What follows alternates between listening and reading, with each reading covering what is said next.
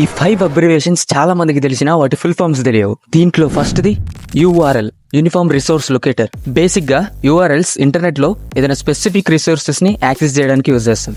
Second one PDF, portable document format. PDF అనేది Adobe వాళ్ళు develop చేసిన ఒక ఫైల్ ఫార్మాట్ అన్నమాట.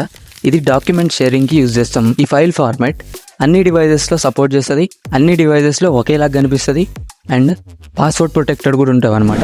Third one wifi, wireless Fidelity. ఇది ఒక టెక్నాలజీ. రేడియో వేవ్స్ ని యూజ్ చేసుకొని without any physical connections like cables మన డివైజెస్ ని ఇంటర్నెట్ కి కనెక్ట్ చేస్తాం. Fourth one QR, quick response.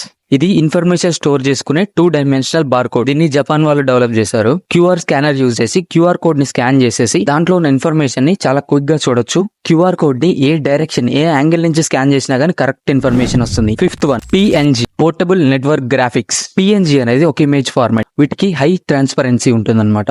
So ఎలాంటి బ్యాక్గ్రౌండ్ అయినా గానీ ఇవి సెట్ అవుతాయి. మోస్ట్లీ లోగోస్, ఐకాన్స్ ఈ ఫార్మాట్ లో ఉంటాయి.